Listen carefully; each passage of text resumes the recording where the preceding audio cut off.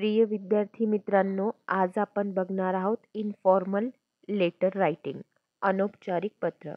इंग्रजी विषयामध्ये तुम्हाला पत्रलेखन करावं लागतं. लेटर रायटिंग करत असताना तुम्हाला 5 मार्काला SSC बोर्डला हा प्रश्न हमखास येतो. तर आजचा प्रश्न आपण पाहूया. You are Mohan residing in M2G 50 DD Nagar Gwalior. Write a letter to your friend Golu for inviting him to come to DD Nagar in summer vacation and stay with you some days. तर तुम्ही मोहन आहात आणि तुम्हाला गोलू तुमचा मित्र आहे त्याला पत्र लिहायचं आहे.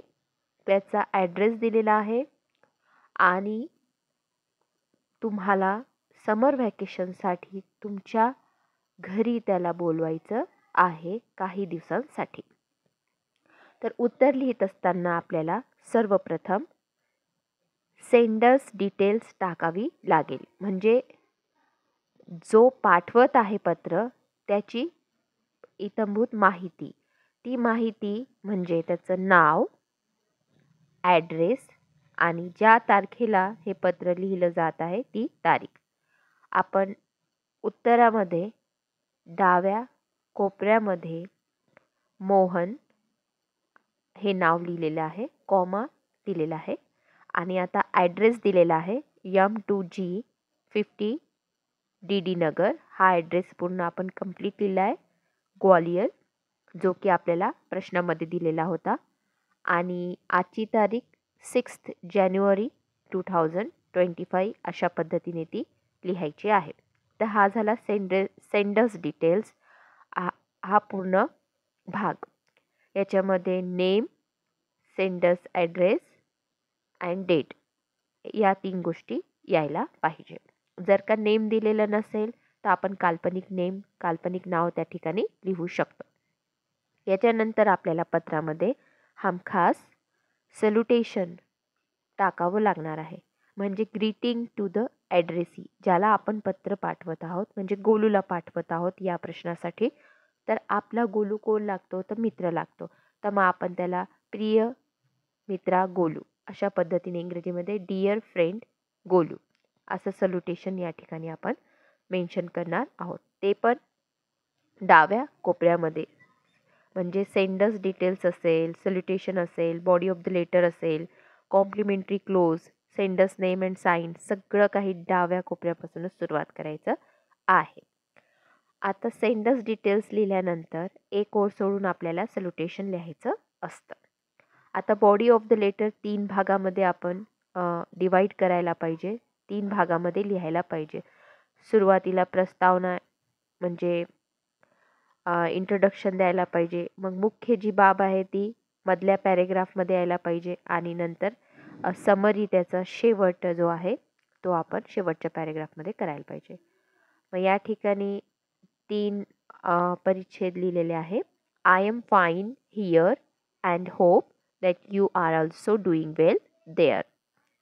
मी इथे छान आहे आणि आशा करतो की तू देखील तिकडे छान असशील. After 3 months your summer vacation is about to begin. 3 महिन्यानंतर तुझं समर वॅकेशन सुरू होणार आहे. I would be very happy.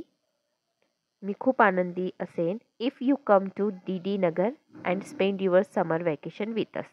जर का तू DD नगर ग्वालियरला आला आणि आमच्यासोबत तू तुझ्या उन्हाळी सुट्ट्या व्यतीत केल्यास तर मी खूप आनंदी राहीन.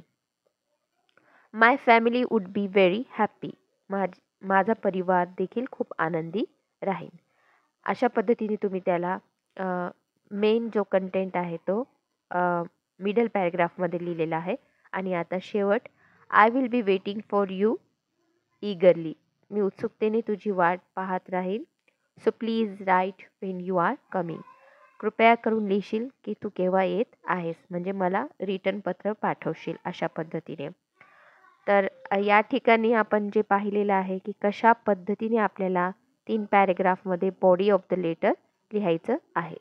त्याच्यानंतर कॉम्प्लिमेंटरी क्लोज करावं लागतं, एंड ऑफ द लेटर करावं लागतं. तर युअर्स लविंगली अशा पद्धतीने इन्फॉर्मल लेटरमध्ये आपल्याला लिहावं लागणार आहे. तर आपण स्वतःचं नाव, सेंडरचं नाव या ठिकाणी लिहित असतो.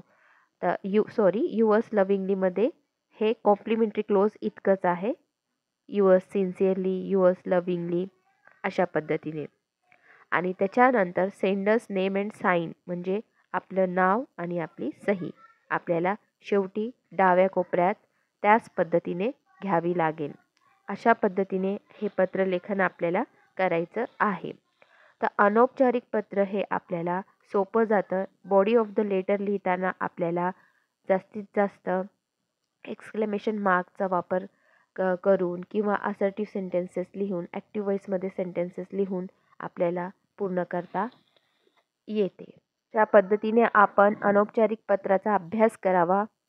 काही समजलं नाही तर प्लीज कॉमेंट बॉक्समध्ये आपण विचारावं, कॉमेंट करावी. आणि thank you for watching. Like, share and subscribe to my channel.